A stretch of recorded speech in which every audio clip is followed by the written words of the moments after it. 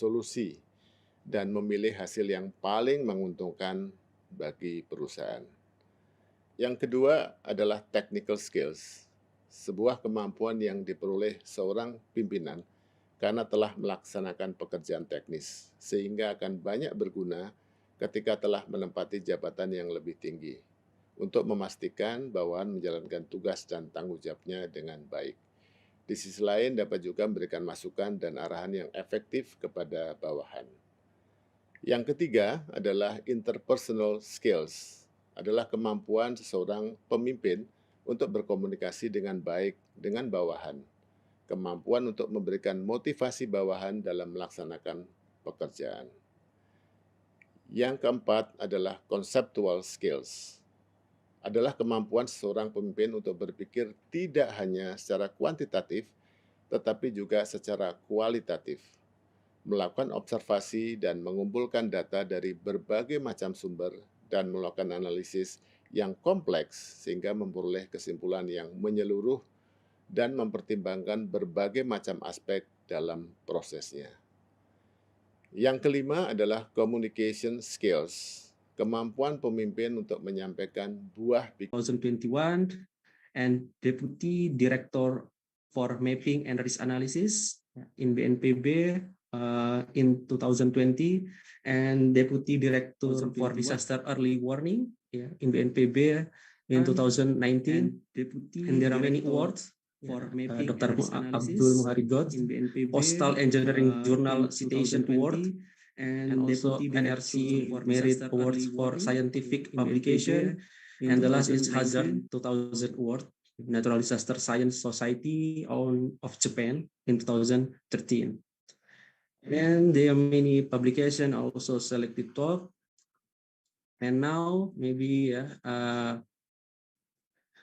I don't want to take too much of your time. And now let me welcome Dr. Abdul Muhari, who will tell you more about BNPB or disaster management, especially in Indonesia. For Dr. Abdul Muhari, time is yours. Thank you, Dr. Yasa.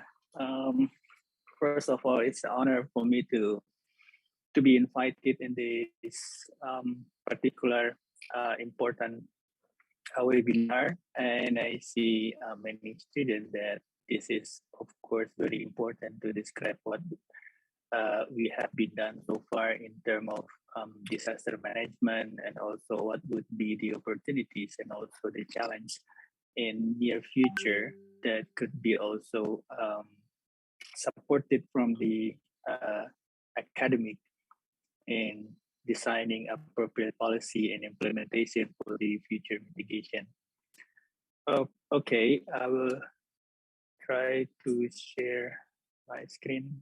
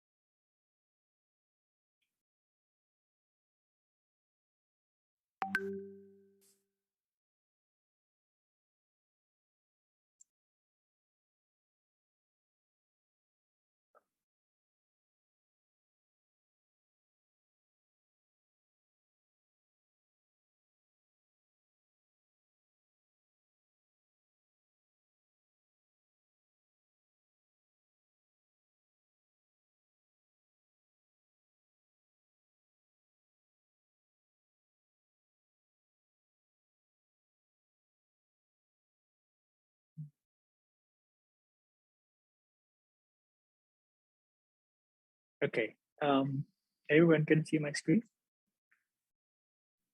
Yes, go ahead. Okay.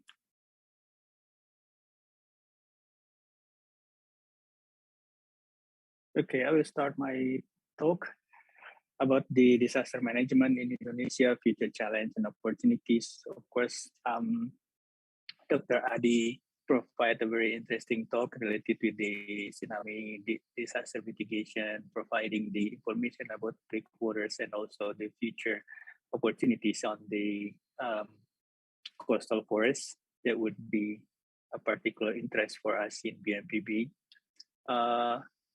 Okay, this is the disaster classification we use at the 𝑰𝒏𝒏𝒂𝒓. So regarding the law number 24 in 2007, we have at least 15 type of hazard that could lead into disaster when it meets with vulnerability.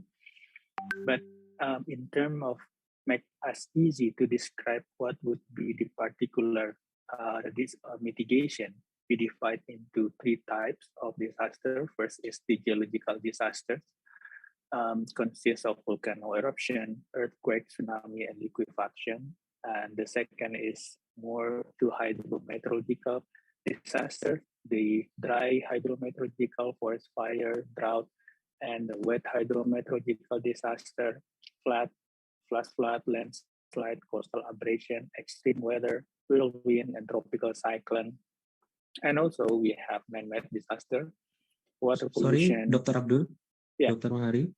The slide is not it's cut off. There are some sentence not we cannot see it well. It's like a zoom in, something like that. So I'm sorry for the interrupted. I see.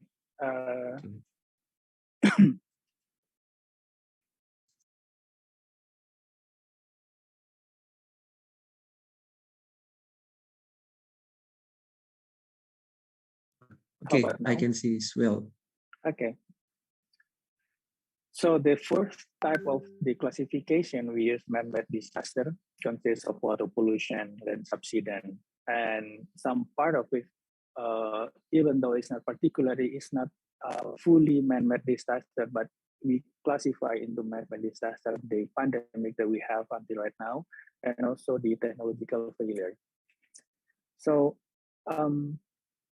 when we discuss about disaster mitigation, we discuss about the disaster cycle return period. So we describe the occurrence of disaster with low frequency but high impact, and the high frequency but low impact. Low frequency but high impact consists of the earthquake, volcano eruption, tsunami, which has the return period from 30 years to more than 2,000 years. So in terms of this sort of disaster, we need to define the appropriate countermeasure, the appropriate mitigation that could last up to the time we expect it will occur in the future.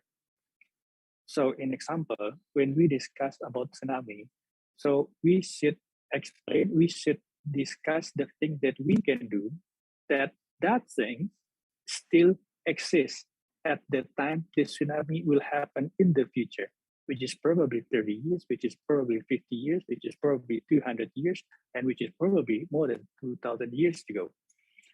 And the second is we deal with the high frequency but low impact disaster. This is more like annual event like flood, landslide, extreme weather, which range from months to years. Annual occurrence every rainy season, and etc. So in this type, high frequency but low impact, we can set up the mitigation consists of, say, concrete countermeasures like river dike and coastal protection and etc. Because the return period of such disaster consists annually happen, that we can expect the thing that we build today will be fully effective when the disaster happens, because it will happen in the range of years, or in the range of say 5 years, and not more than 30 years. So this is the trend of disaster even from 2015 to 2021. We can see that the trend of the disaster in our country that we consistently increased from 2015 to 2021. Here we can see that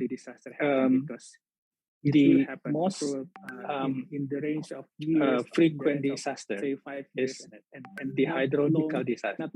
We see the flood, the extreme weather, and the landslide.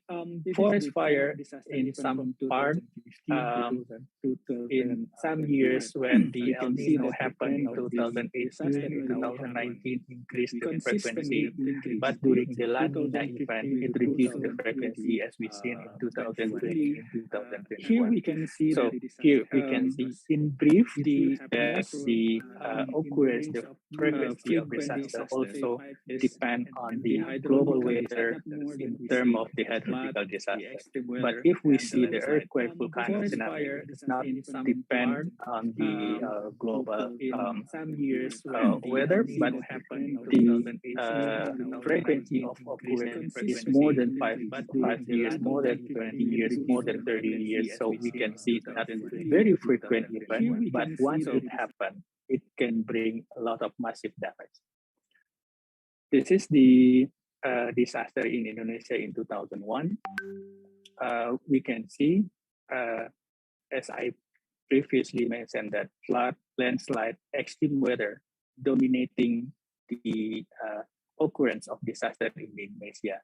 But if we see spatially, then we can map exactly the hotspot area in Indonesia where the hydrometeorological disaster happen frequently and most frequent disaster. In example, in Sumatra, we can see that Aceh, North Sumatra, and West Sumatra is the area, the province that most frequent hydrometeorological disaster. In Java, all of the area except Banten, West Java, Central Java, and East Java. In Kalimantan, South Kalimantan, and in Sulawesi is South Sulawesi. So if we would like to reduce the frequency of the hydrometeorological disaster in Indonesia, we can focus on this province, then we can reduce more than half of the number of the total frequency of the hydrometeorological disasters. And we can see that flood, landslide, extreme weather is the most dominant event here that we will see after this one by one, which was the significant event in the 2001 and what would be the possibility for us for the future mitigation. So this is the landslide happened in Sumedang, West Java in the beginning of 2021. So the landscape of the disaster, we see that there are a lot of resettlement, new resettlement at the hilly area. And we see at the steep slope, there is no sufficient vegetation. And below the slope, there is a lot of also resettlement here. And we see in the right-hand side here, there is a cliff without also appropriate vegetation that we can expect that if the heavy rain occurred, then this area, this steep slope will be particularly unstable that will increase the potential of landslide risk for this settlement. And what would be the lesson for us in this particular event? The landslide occurred 2 times. The first landslide brought 11 victims, and then the emergency response team go to the area and trying to find the casualties.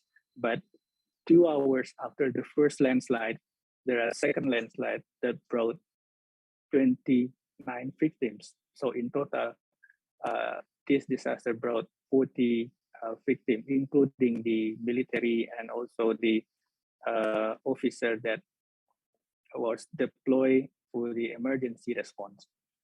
So this is become a very important lesson for us that secondary collateral hazard or secondary event after the first event should be considered when we deploy the emergency response team.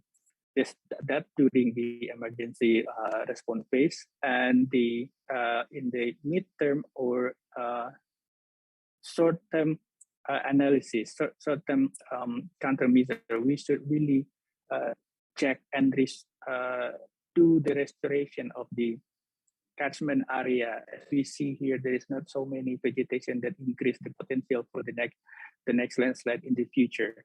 Also, the law enforcement of the land use suitability is strengthened by regular monitoring for the implementation. The environmental impact assessment, particular, very, very important. And the second hydrometeorological event in 2001 is the tropical cyclone in East Nusa Tenggara. Here, the scene of disaster you can see previously in this waterways, in these floodways, full with houses that people doesn't realize that they build houses exactly at the floodways, because they think in our also perspective that East Nusa Tenggara is a dry province. So it will be impossible if we have flash flood or a very significant flooding. But in fact, if we check further in the past, there are also one event, tropical cyclone Flores in 1973, that was much more powerful than the 2018 cyclone. Here, the documentation of the Flores cyclone in 1973, that the economic loss at that time, 1973, is crossing 2.5 billion rupiah. And that time, 1973. And the casualties, total casualties, reach up to 1,653%. If we compare with the 2018 cases, 182 casualties. But in 1973, 1,653 casualties. So it's much, much more powerful than the 2018 event. But not so many people recognize this, including the local people doesn't recognize, so it is not passing through the generation. So here we see the scene of the disaster. Here before the disaster, we see that this is not the road, this is the floodways. And the floodways crossing through directly the settlement. And the people doesn't realize that they built the new village directly facing the floodways. So this is the village after the event. This is the floodways, and the whole houses facing the floodways completely damaged and washed away. So this is very important that mitigation-based land use planning should include the long-term perspective. Probably we have no historical record in the past 20 years, in the past 30 years. But if we go further, probably we have a very significant in the past 50 years, in the past 100 years. So here we see that people build their houses directly on the way, on the floodways. That yes, every year, this dry river is not even water. It's not even flows of water. But sometimes when the cyclone happen, then it will be disaster when the debris flow coming from the upstream and directly impacted to the houses that built directly facing the floodways. Next cases we have in 2001 is the flash flood in Malang.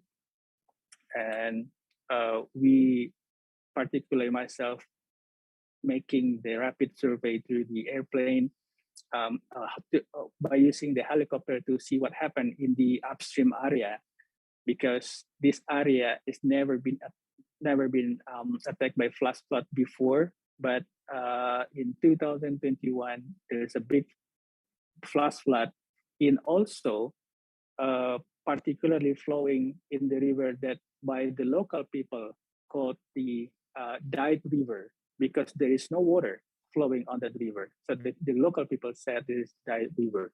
So we see in the upstream through the helicopters, and we see landslide along the river canyon that blocking the waterways. as we see here. And the landslide material block the waterways and create blocking water mass, which is later when the intense water, heavy rain occurred in the upstream. This blocking water mass damaged during the heavy rain and brought the huge mass of the water in the downstream. And at the downstream, we see the river dike along the river is not particularly strengthened by concrete, or even the setback line is not appropriately implemented. But what we see here, all over along the river, is used by the local people for the farming of the vegetables that increase the fragility of the slope during the intense water. So this contribute to increase the mud material during the flash flood. So this is the lesson that we should keep in mind, that we should really implement the river setback line for the appropriate mitigation, or the vegetation that could really hold the steep slope during the flash flood, or during the higher debit volume from the upstream. So from the hydrometeorological disaster, I switched to the geological disaster. We have several earthquakes since the beginning of 2021, and the beginning also in 2022. We have already 2 significant earthquakes in Banten and significant earthquake in Pasaman. So what would be the lesson for this that we should really keep in mind and try to implement from now on to the future, to reduce the future damage due to the earthquake? First, we should realize that the main problem of the earthquake is only the building that is not resist the earthquake. So it's not the matter of how big the earthquake is, it's the matter of how strong your house is. So the building code, the retrofitting, should be put on the backward looking. So we should not say, okay, in the future, the building should be built based on the standard code for the earthquake. But we should say, they already built houses from the past. That probably, if we have 250 billion people in Indonesia, say 50 billion households, 50 billion houses already being built. How many of them that could resist the earthquake? If we can say only 10%, only 5%, then the other 95% should be retrofitted. So we should see backward to to strengthen the building, to retrofit the building that already being built, not only the building that we will build. Our main challenge is to strengthen, to retrofit the building that already built, and that huge task. But we have a lesson from the West Pasaman earthquake that just occurred 25th February, 2 weeks ago, that we see there is no damage on traditional houses. Modern houses was damaged, but traditional houses is no damage. We see some part of the very complicated mathematical or engineering calculation on the traditional houses. If you see here, all of the column is being tied up one to another to strengthen the building against the lateral bracing, the lateral forces. So it is not significantly influenced, significantly damaged if the earthquake happened. And also, the column is not put beneath the ground, but it put on the stone. So it a kind of replacement of the base isolation building for the modern houses in Japan, an example, to reduce the lateral forces when the earthquake attacked. So, okay, and this is an example how the column tied up together from the floor and also the roof and the space between the roof and the ground. It all tied up one to another without any using any modern equipment. And you see here there is a space. There's an additional length of the wood, just to make sure that if there is a lateral bracing, there is still a space for the building to shake without losing the tied up one from one column to the another column. But unfortunately, here we see that this traditional architecture is already being left, and we start to build modern houses without any engineering consideration that would increase the fragility of this modern building during the earthquake. So the challenge for the retrofitting of the earthquake for those very poor people in our country is the cost. So we cannot enforce the government to push the people to retrofit their houses if the cost is not cannot be afforded by the local people. So here we have a very interesting proposal for practical retrofitting method by colleague from West Sumatra. By using this equipment, in traditional name, it is the equipment for the cage of the farm. They put it in the corner of the houses to make sure the corner, even they don't have column, you see in this figure, and they trying to the shaking table in Japan.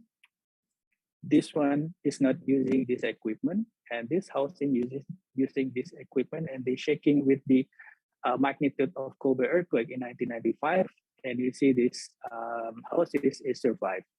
So this is interesting because the cost of such retrofitting only not more than 5 billion rupiah. So if we assume that based on the statistical survey in 2021, the number of very poor people in Indonesia is 26.5 million people, which is if one household consists for 3 to 4 family members, it will be 6 million households. And we assume that we can get budget from the annual village budget for 10 houses, and the number of villages in earthquake-prone area in Indonesia is 50,000 villages, and each village can support 10 households every year. So in 1 year, we can support 500,000 households. Means in 12 years, we can support 6 million households. It means within 20 years, the retrofitting can accommodate all poor families in Indonesia. So this is the particular attention for us, that this could be one of the solutions to make sure that we can start strengthening the houses of local people, particularly for those who are very poor people, that get support to strengthening their houses. So I only have 30 minutes. I still have material for Tsunami actually, but probably we can discuss it during the discussion. So by having this slide, I stop my talk and I hand over again to Pak Yasa. Thank you. Okay, thank you very much, Dr. Abdul Muhari, for the informative and interesting presentation. Yeah, this is very important information, especially for our student, the major of environmental engineering, who knows about the mitigation and also about the disaster, how to manage a disaster, especially in Indonesia. Now we go to the next speaker. Yeah, I would like to read the CV of the last speaker. Okay. Okay. This is the CV of Associate Professor Yoshinori Shinohara. Now he is a laboratory of hydrological cycle and erosion control, Department of Forest and Environmental Science, University of Miyazaki in Japan. This is the history education of Shinohara Sensei, bachelor from Kyushu University and master in same, Kyushu Daigaku or Kyushu University, and he got a doctoral in also the Kyushu University. And there are many publication and conference, and also he has a book, Forestry Encyclopedia in 2021, and got the award, Japan Forest Society Encouragement Award, Japan Forest Society, and the publication, the last publication is Effect of Weeding, the sharp layer during thinning on surface soil erosion in Hinoki plantation in 2021. And the research area of Shinohara Sensei is life science or forest science. Okay. Now, please let me welcome Shinohara Sensei, who will tell you more about the landslide in Japan. Shinohara Sensei, Ima Jikan Aru. Yes. Let's. I will start.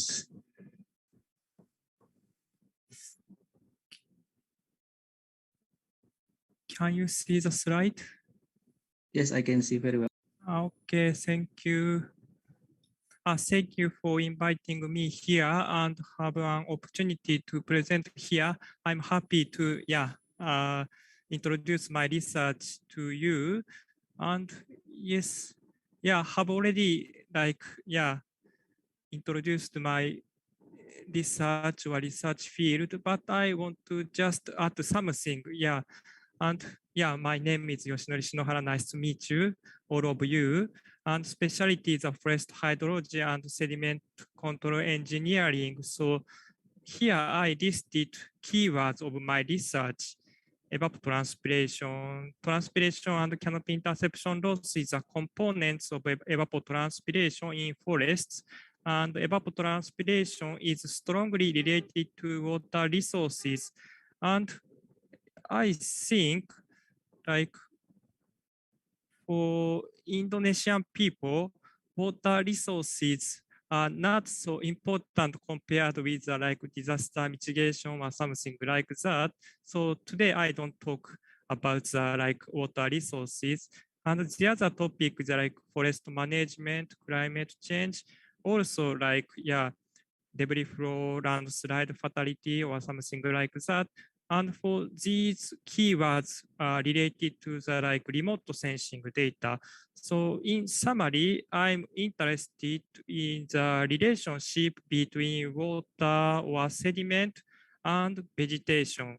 So human activities like forest management also may be climate change alter such kind of relationship. So I'm interested in the effects of human activity on the relationship between water or sediment and vegetations.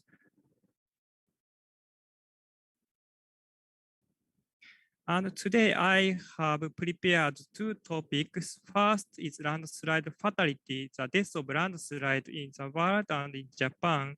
The second topic is long-term monitoring of debris flow. And I think the HAL is the Indonesian words, and after eruption at Unzen volcano. So in the previous slide, I have not mentioned it, but I have also conducted my research at Unzen volcano. And I know in Indonesia, there are many volcanoes and some volcanoes are still active. So I add this talk in the second topic.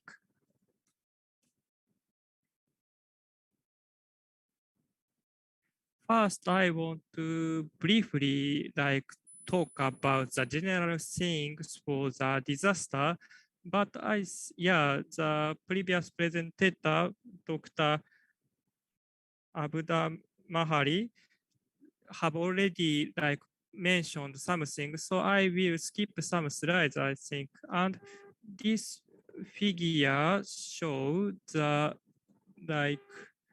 damage by disasters in the global in the upper number, this is the data between 1980 and 1999, and in the lower, from 2000 to 2019, so the number of disasters increased. The total affected people is increased. And also economic losses are increased in these 20 years. And also this is the total death fatality of the natural disasters. This is not changed. But I think we can say that it is not decreased. So this is still, how can I say, important topic, important issue to reduce the death of the natural disaster.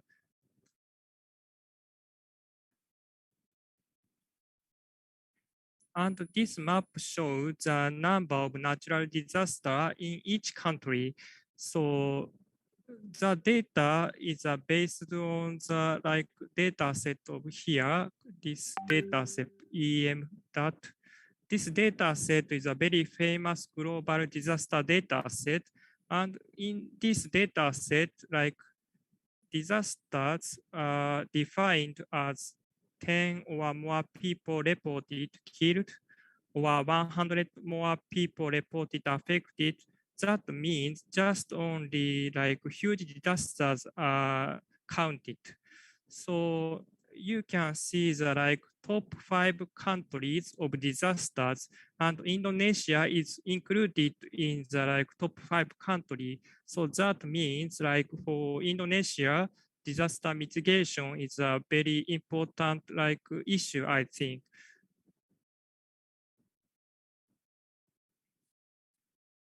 And so today I want to talk about the landslides. And landslides, there are several types of natural disasters, and landslides were a type one of the hydrological disasters. So in the hydrological disasters, so flood is very common. Flood is very common, and also landslide is included in this type. So in the next slide, I want to explain the difference between the floods and landslides. So this is an example of floods. So in Japan, in Western Japan, in 2018, there were heavy rainfall and many floods and landslides were occurred. This photograph is an aerial photographs after disaster and before disaster. These two are same place. And you can see here, it's a small river. And the bank of the small river was breaked, and water is going to the residential areas. So we can see that wide area was affected by the flood. So this is characteristics of floods.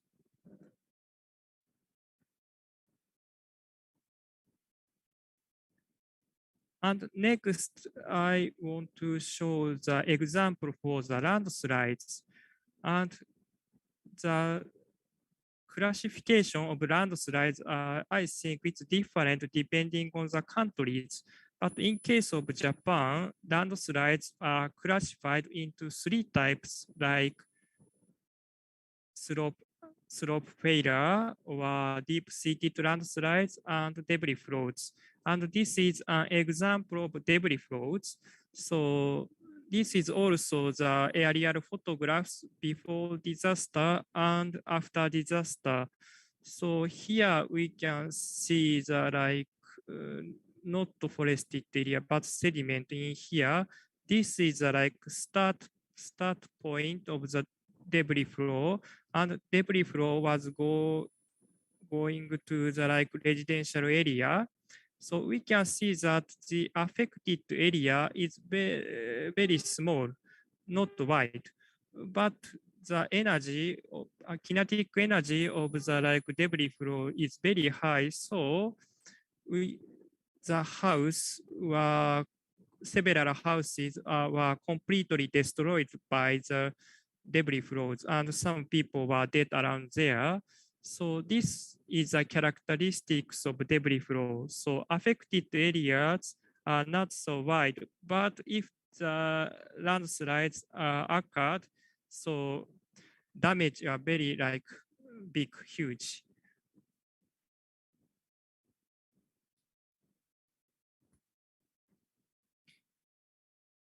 And this is a number of disasters in each type of natural disasters. And most common type of disaster is flood, occupied 44%. And landslides are here, occupied just 5%.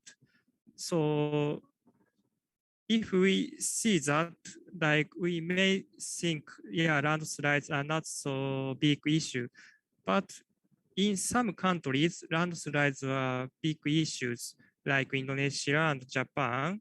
So this map shows hazard zone of the landslides, and wide area is drawn by white. That means no or very low landslide hazard. So, but in some area, it's drawn by some colors like that. This has a risk of landslides. In case of Japan, so most of areas are drawn by some colors. That means high potential hazards for the landslides. Also in Indonesia, so wider area is colored by some color. So that means in Indonesia or Japan, landslides are very important issue.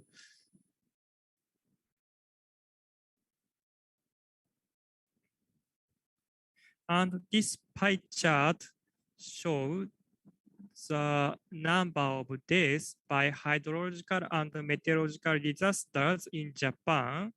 So in this pie chart, the deaths of natural disasters classified into by floods, rivers, landslides, winds, and waves. And we can see that landslides, the number of deaths by landslide is largest. So larger than the other types of natural disasters.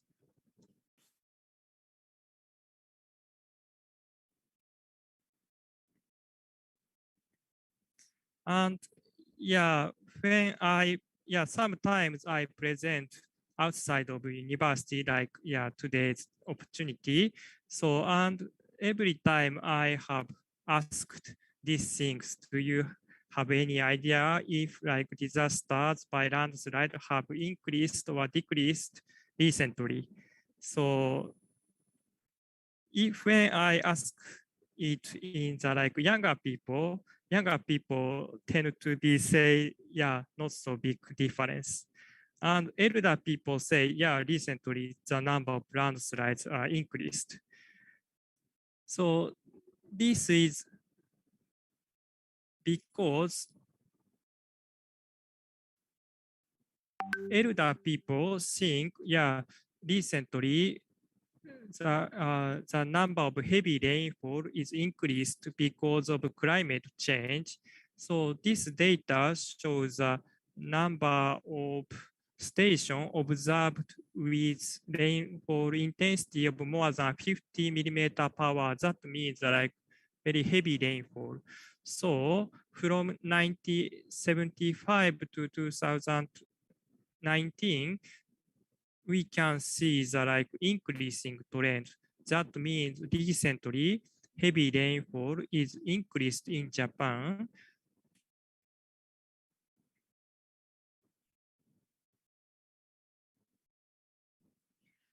And this figure shows, the upper figure shows the number of landslide disasters. And lower figure shows the number of deaths by landslides, so landslide fatalities.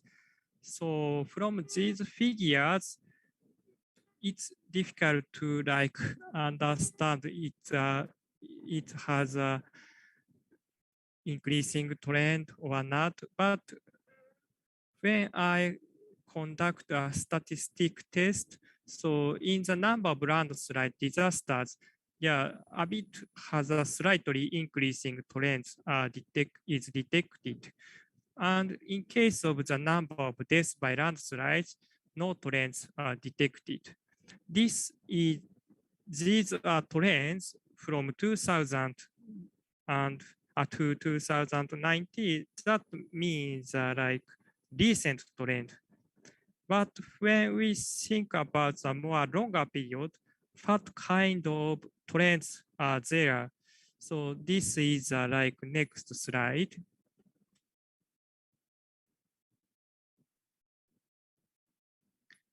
So this figure shows the same.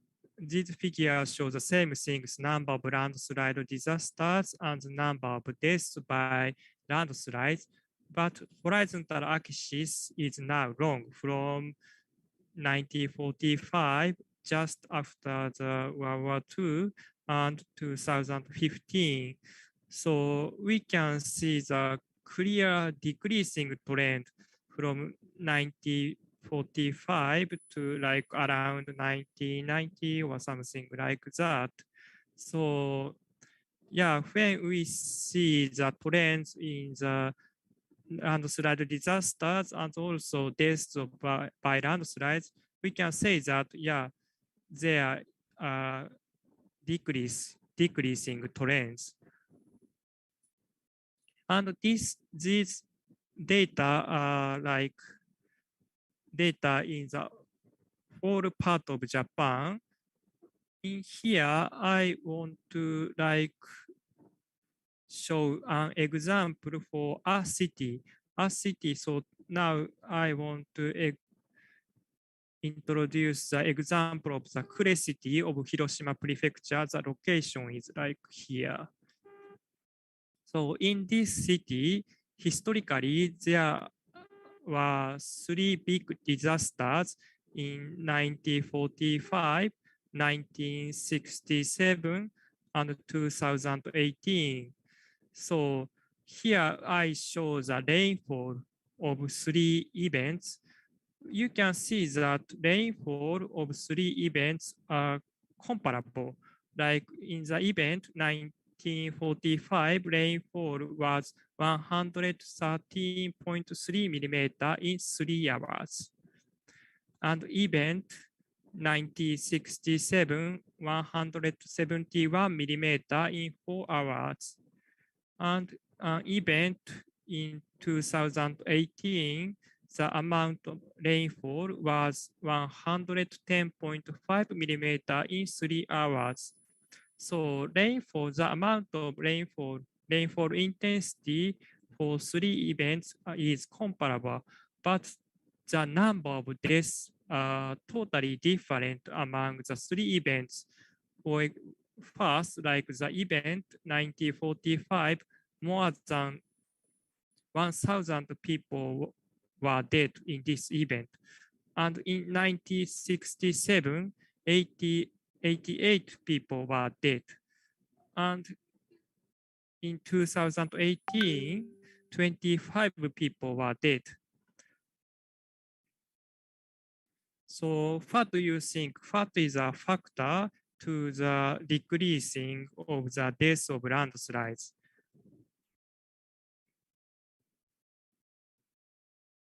I will skip these. So here, when we think about the landslide risk of landslide fatalities, death of landslides. Risk of landslide fatality can be represented as hazard times exposure times vulnerability. So hazard means that like landslide susceptibility is affected by rainfall, geology, topography, and vegetation or something like that. And exposure is a population in landslide prone area, so affected area.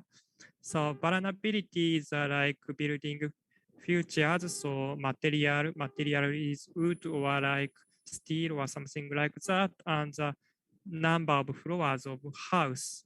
So only first floor or has second or third floors or something like that. And so hazard is like possibility of landslide, so very related to the number of landslides. And exposure and vulnerability is a rate of death per landslide. So we can think the risk like in the two aspects, the number of landslides and rate of death per landslides.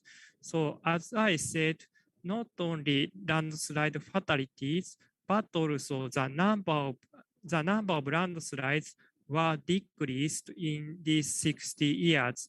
That means like hazard of landslides are decreased in Japan. So hazard may be affected, influenced by rainfall, geology, topography, and vegetation. But as you know, for 60 years, geology and topography are not changed dramatically. So, and in case of Japan, so in 60 years, recently rainfall is a bit increased, but if we see the more longer period, not so big change in the rainfall. So important factor is like vegetation, especially forests.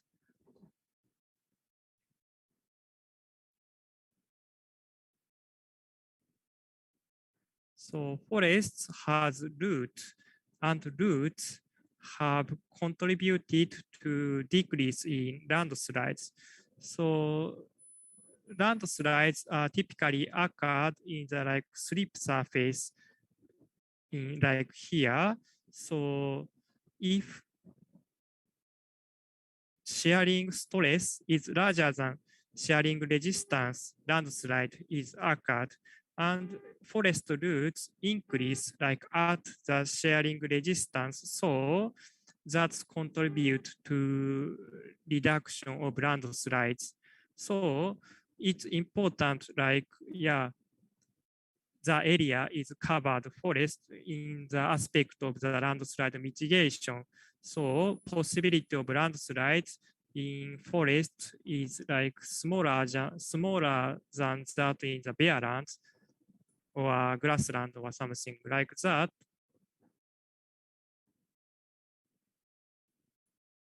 Also, forest age is a like important factor. So this figure shows a like landslide possibility, a relationship between landslide possibility and forest age. So possibility of landslides in the mature forest, so elder forest, is lower than that in the younger forest. So forest age, like mature forest, have like great contribution to the landslide mitigation possibility. And I want to introduce the like history of forestry in Japan. So this data shows the area of forest from 1951 to like around recent. So the total forest area is not so changed in the like based on the census data, but quality of forest are totally different just after World War II and recent years. So in around 1950, there there were many bare mountains like that in Japan. But like after that, like many trees were planted in this place. So recently, we cannot see such kind of bare mountains in Japan.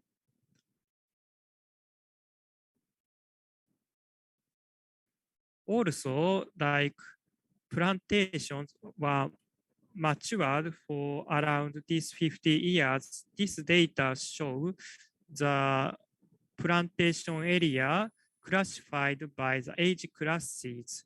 One age class indicates like 5 years. So this blue bar shows the area of plantations with an age of between 1 to 5. And orange shows an age of 6 to 10. So we can see that like at the stage of 1966, more than half plantations are very young. The age was less than 10 years. But recently, like such kind of area is decreased and decreased. This is the like latest bar. We cannot see the data in the like area of less than 10 years. Instead of this, we can see the data of the elder forest. So this color shows the area of plantations at an age of more than 50. So that means recently forests are matured in Japan. So as I said, there are many aspects to reduction of landslides, but forest is definitely affect mature forest and the important factor to the reduction of landslides. So, okay. This is the end of my first topic. So now, 26 millions passed. So minutes passed. So yes, I will talk the second topic quickly. So second topic is monitoring in at the volcano. This is a photograph of Unzen volcano, recent photograph. So Unzen volcano was active between 1990 and 1995. In that time, many pyroclastic flow. This is a mixture of gas and volcanic some materials were occurred, and about 40 people were killed by the pyroclastic flows. And also in that time, there were many debris flows, lahars. So this is top of Unzen mountain. So and this is sea. So wider and around there is residential area. So wider area were affected by debris flows as well.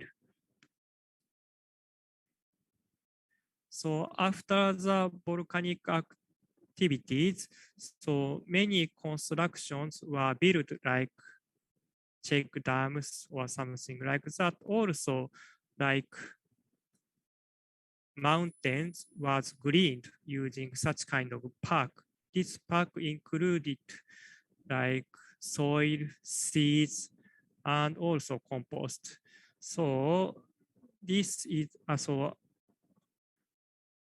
even now there is lava dome on the top of the Unzen mountain. So it's a kind of dangerous to go there. So yeah, these parks were distributed from the helicopter. And here, there is lava dome.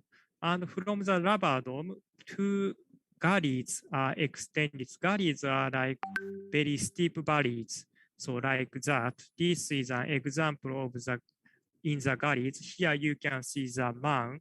So and like height of the wall is more than 50 meters. So very steep galleries. So and from the two galleries, debris flows were now occasionally occurred. So governments like request us to monitor the debris flow and to like identify the characteristics of debris flows or mechanism of debris flow is like government like request us to clarify it. And we have monitored debris flow using the time-lapse camera.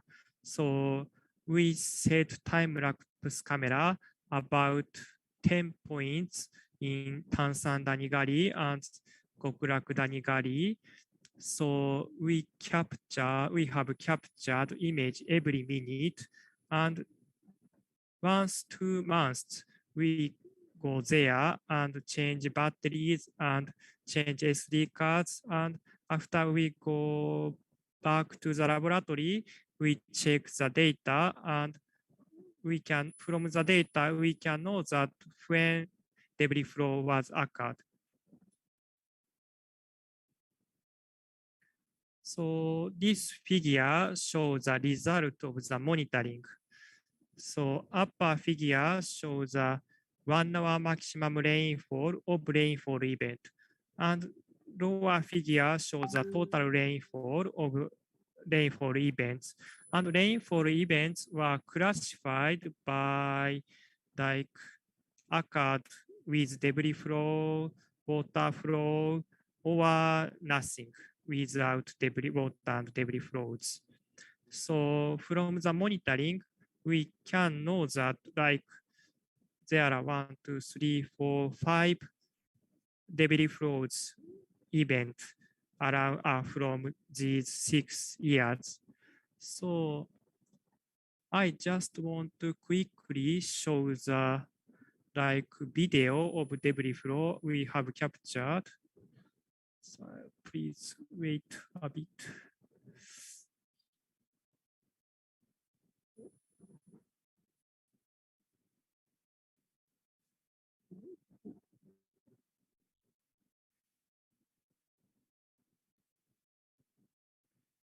So this is like result of the camera. So now you can see water, and now just around there,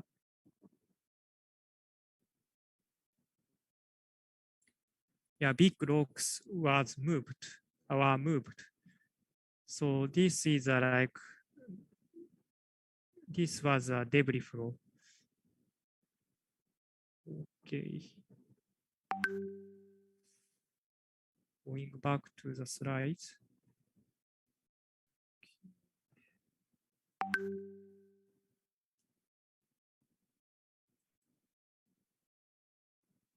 Also, we have monitored the topographic change using UAV. UAV is unmanned aerial vehicles. So we take photographs, use aerial photographs using UAV, and put the software for the SFM structure from motion and make like 3D model. So if we develop 3D models in several periods, we can like compare, we can know the topographic change in that period. This is an example between like this August and September in 2021. So has like debris flow. So we can, and blue color shows the erosion and red color shows the deposition. So we can see that like now, like activity of sediment is also like reduced.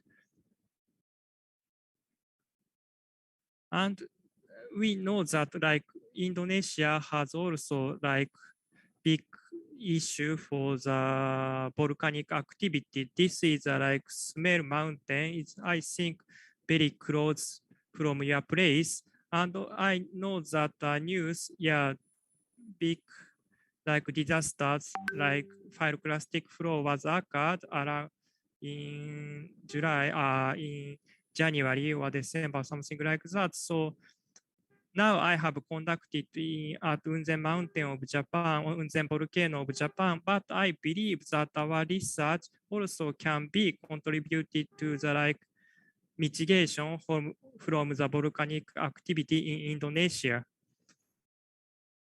Okay, that's all of my topic. Thank you for your listening. Okay, thank you very much, Shinohara Sensei, for the informative and also interesting presentation. Now we go to the next section. So we go to the discussion section. If you have any question, yeah, you can ask directly. And also, if you have a question, you can also write in a column question, column chat.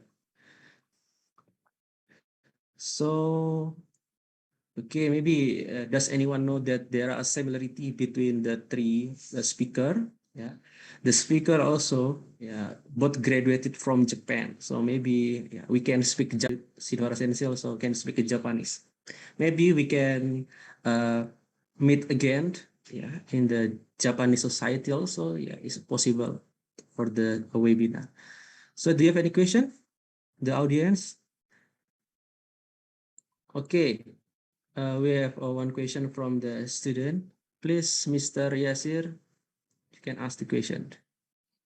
Okay, first of all, I want to say thank you for giving me the opportunity to ask few questions. I want to introduce myself. I am 𝑦𝒐𝒂𝒓𝒊𝒏𝒂𝒓 as an environmental engineering student at Brawijaya University. In today's webinar, I would like to ask to Mr. Abdul Muhari from BNPB.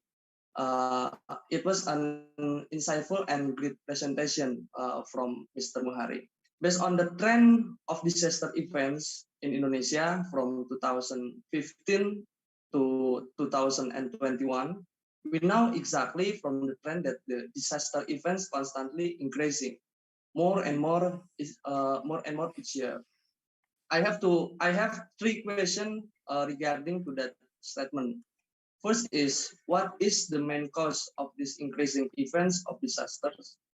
And the second is, I think that preventing that these disasters requires a massive scale, not only from the community or people, but also from the government. Has there been any effort from the government to prevent and reduce the level of disaster in 2022 or in these years? And the third question is, what action can I implement as a student to participate in disaster prevention in 2022 or in these years? Thank you very much, sir. I wish you health and safety. I give back to Mr. Yasa.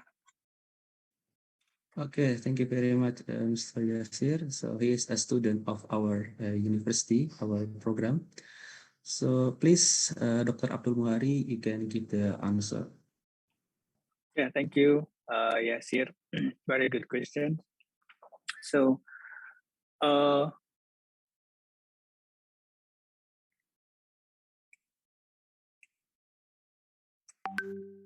still can share my screen.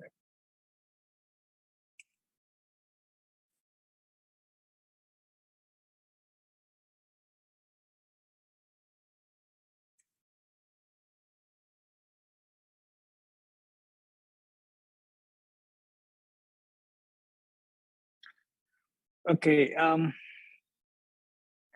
First, this is the increasing of the disaster event from 2015 and 2021. And in the first three top of the graph of the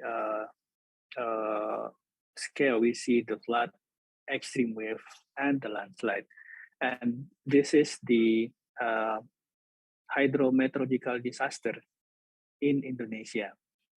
So if we discuss the frequency of disaster event in Indonesia, are the completely, it directly involve the human intervention. It is directly involve the capacity of the environment to accept the Indonesia is hydrometeorological disaster.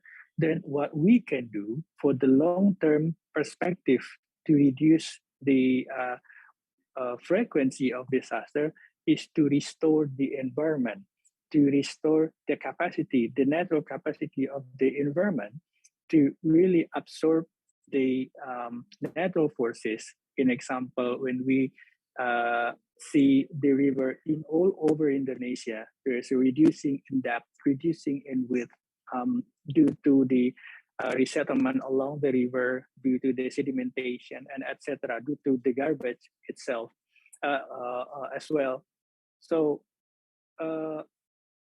if we would like to reduce the frequency of the disaster in Indonesia, then what we should do is restoring the environment and trying to preventing the further destruction of the environment, particularly along the river water sheet from the upstream to the downstream, so we can reduce the potential occurrence of flood, landslide, as question. And the second question, massive scale from the government to reduce the impact or to reduce the potential risk of the disaster. Yes, of course, and we have many efforts that we have been done so far, particularly related with the environmental-based disaster mitigation. Not only increasing awareness, not only increasing the capacity of the people, but we see the particular necessity of the restoring the environment and put the environmental-based disaster mitigation as the mainstream for the sustainability and the long-term perspective. And what you can do for the contribution as a student. So in my talk, I show some challenge. In example, during the landslide, we can assess the suitability of the land use planning or what we can do, what we can contribute in the research, in the practical based research. In example, in Batu area, in Malang area, what we can do to restore the steep slope along the river, what would be the suitable or the appropriate vegetation that could be planted along the river that it has not only economical benefit, but also ecological benefit. So these 2 points probably can contribute it from the academician, from the university, and also from the student. Okay, that's my answer for your question. Thank you very much for Dr. Abdul Muhari for the answer. So maybe Indonesian, as we know that Indonesian, several years ago we saw many disasters like tsunami in Palu and also eruption in Semeru occurred in Indonesia. So now we have one question to Dr. Adi from Ms. Mujaroh. So based on the conclusion, the horizontal plate showed good performance in reducing a local score. I have already developed the model of horizontal plate to real mitigation. So this is how to say the application in the real mitigation. Okay. Thank you very much for the question. As I explained that in the reality, we not yet developed yet because in Indonesia we have such kind of a breakwater but we propose it's kind of reef block as a fish reef block. When we propose the result of my research with my professor to Japan government, if they build new breakwater, so it's better develop or install fish reef block behind the breakwater.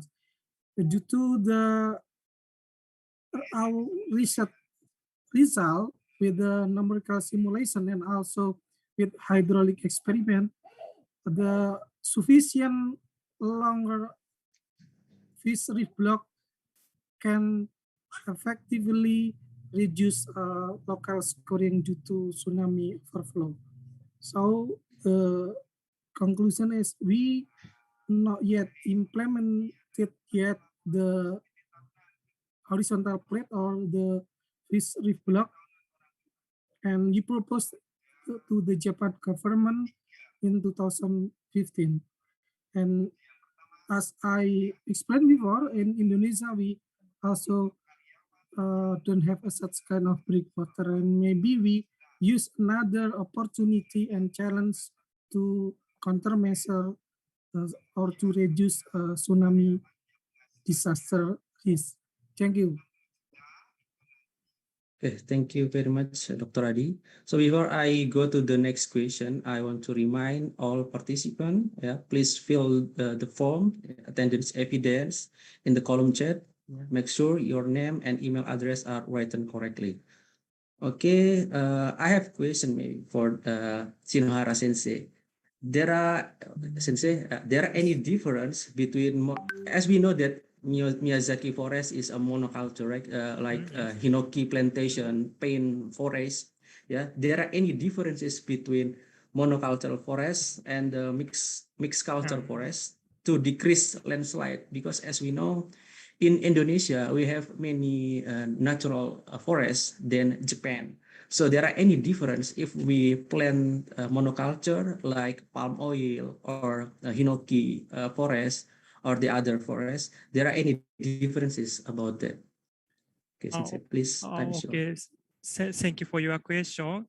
So as I mentioned, forest roots are very important factor for reduction of the landslides, and some people think about natural forests are better than plantation forest, monoculture forest, because like natural forest, that means like with high diversity, has a like deep root, and also like the amount of root is huge.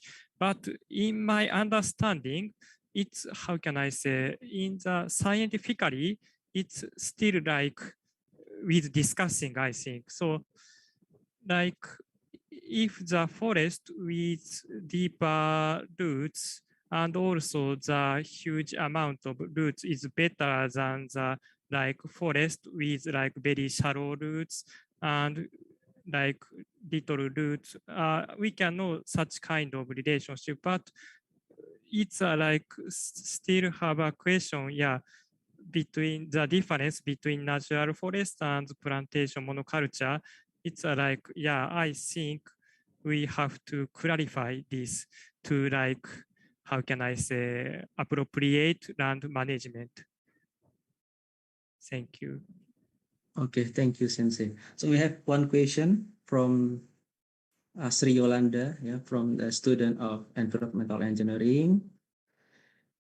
I want to ask Dr. Adi Sulianto, are there any certain factors that can reduce and increase the effectiveness of breakwater and rebel mount applications on reduction local scoring? Okay, Mr. Adi, please. Thank you for the question. Actually, the discharge of overflow is the main factor. So in other word is the height of the tsunami wave, because in based on my hydraulic experiment, which is use for kind of discharges, we simulated the height of tsunami waves if the main factors, and also the material of the rubble mound, because the diameter or particle size will affect the how much the scoring will be occurs. So beside the horizontal plate to countermeasure, we also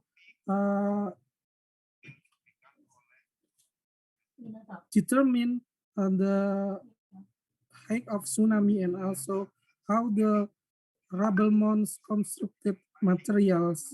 I think it's enough. Okay, thank you very much, Dr. Adi. So we have a question again from Tia Dwi from from Universitas Brawijaya. The question for Shinohara Sensei: many factors can trigger landslide occurrence, such as earthquake, rainfall, volcano, eruption. Regarding to reduce the damage magnitude caused, there are any different preventing action can we take among them? Okay, thank you for your question. So today I talked, in the first part, I talked about the rainfall triggered landslides. So it's different from the landslides triggered by earthquake or volcanic activity or something like that. In case of rainfall triggered landslide, we can how can I say, expect when or where it will be occurred. But in case of earthquake, we cannot expect where and when. So it's very difficult to how can I say, to make a warning system or something like that. Also, the characteristics of landslide by earthquake are a bit different from that by rainfall. For example, in the landslide by rainfall is occurred generally in the steep slopes. But in case of earthquake, sometimes very occurred in very gentle slopes. In such a case, it's very difficult to know the place where is a dangerous place or something like that. It's a difference between the rainfall triggered landslides, also earthquake triggered landslides. Thank you for your question. And also, Sensei, in order to monitor the debit flow in mountainous area, a lot of variable must be considered, such as sediment volume, viscosity, velocity, and grain size. However, in your project, you selected the topography, sedimentation volume. So the question is, when we want to conduct the debris flow monitoring for the first time, what is the most important variable to be included? Is there any consideration for variable selection? Yes, I just have used time-lapse camera for the monitoring. It is because very difficult to conduct the monitoring, because it's, how can I say, it's very difficult to go there and no electricity. Yeah, it's a very tough condition for the monitoring. So now I have set the camera in the trees. So actually, honestly, there are more appropriate place for the monitoring, but we cannot access that. So we just determine the place of monitoring. So, but important is we have monitors at the upstream of the place.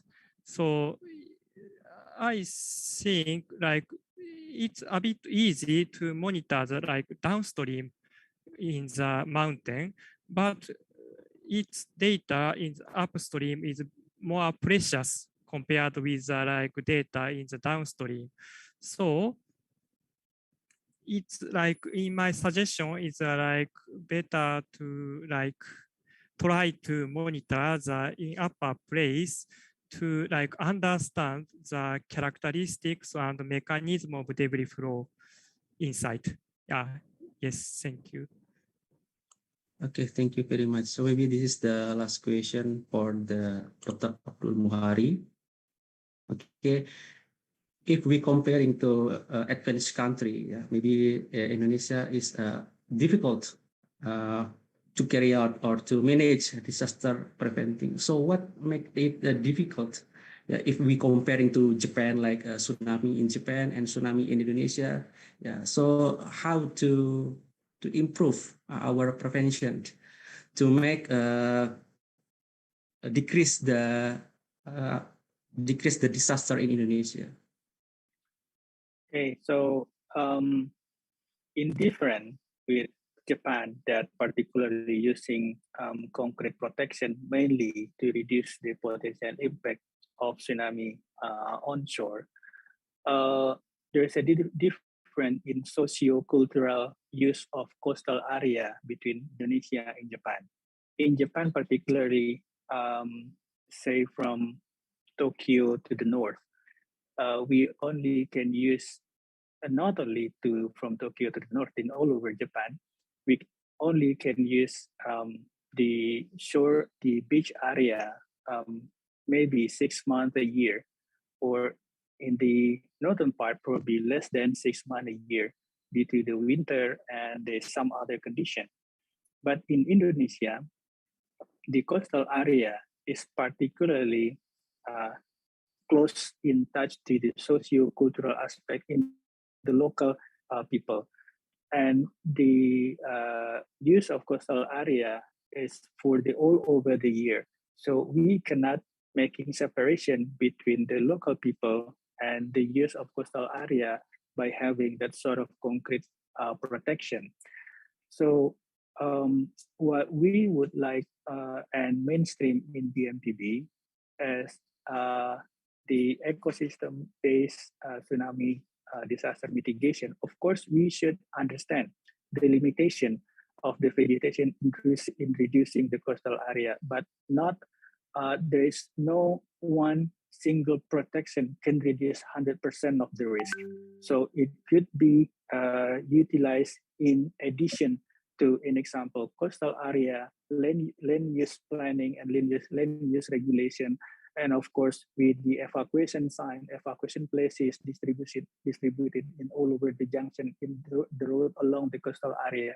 So what we would like to develop in Indonesia is more integrated but community-based, specific one to another. It is not one single approach can be applied in the all over area in Indonesia, from the Aceh to the northern part of Papua. So we should do more intense research in exploring the local aspect that one can also be contributed by the local university and the student to improve the engineering-based coastal protection, engineering-based tsunami disaster mitigation with the more comprehensive ecosystem-based tsunami mitigation, and by adding the value of the socio and cultural aspect in a separate area in Indonesia.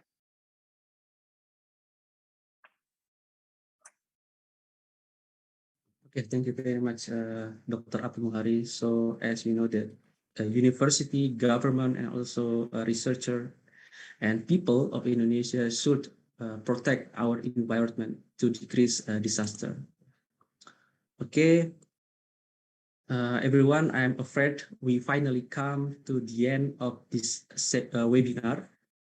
And again, I would like to thank to our speaker for their informative and interesting presentation, and also all of the participants for their active participation. Before I closing this webinar, I want each of the speaker give the closing statement of this seminar, and also maybe a recommendation, also solution of this our problems.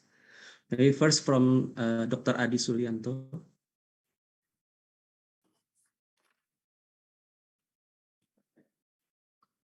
Okay, thank you very much for the chance to say some what to decrease our disaster in our country. So in the end of my presentation, one of the important things is how we educate our people, and based on the explanation from Pak Muhari also, that we may implement a local wisdom model, because in our cases in Indonesia, we have typically a different ecosystem and also culture. So with the local wisdom and also with the educated the community with the disaster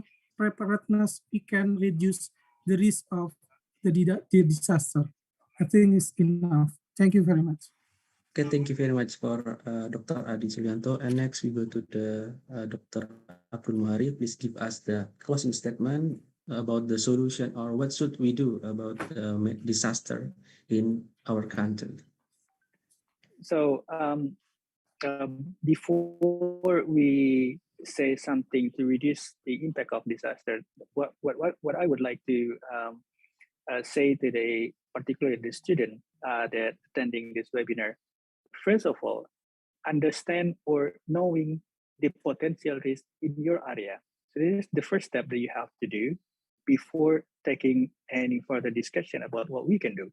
So by understanding the potential of risk in your area, then we can say, we can think that, okay, probably in my area, there are a potential risk of landslide. Then what should I do? I should check the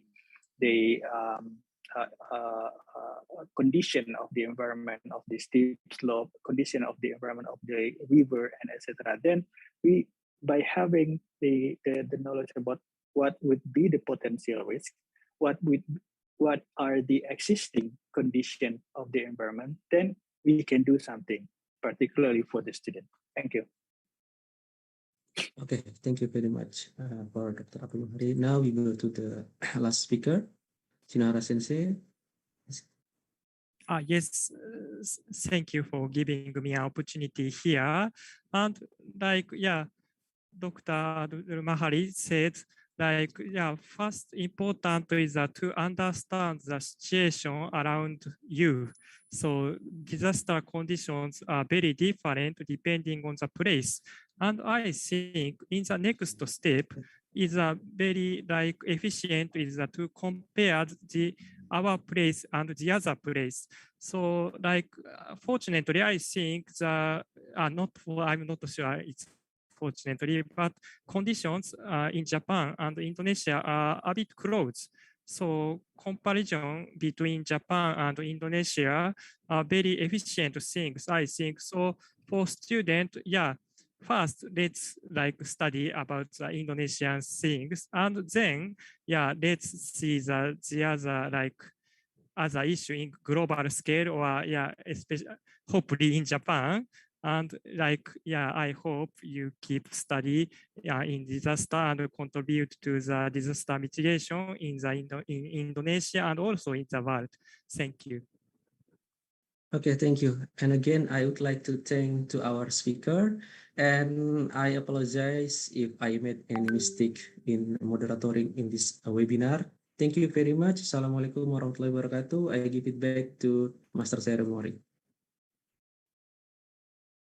Thank you so much for Mr. Yasa and all of our speakers. Those are very, very interesting topic, and I hope we can learn something after this. And thank you to all participants for your enthusiasm on these materials. Now, before we end this event, I'd like to take another photo session with our amazing speakers today. As we did before, please turn on your camera, and then you guys can take your poses on my command. So I will wait for 1 minute for you guys to turn on your camera. Once again, for taking this beautiful moment with our speakers today.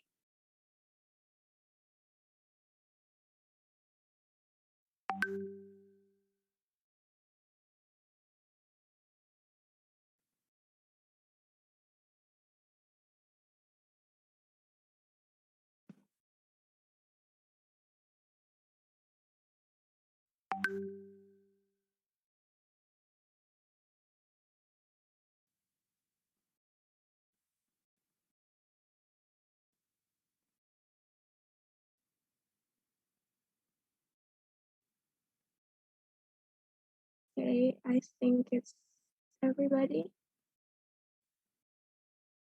that could turn their camera on. I will take the picture for the first page on my screen. Okay, for the first page, please take your pose on 3, 2, 1, smile. Okay, thank you. For the next page, for the second page. Okay, you can take our poses for 3, 2, 1, smile.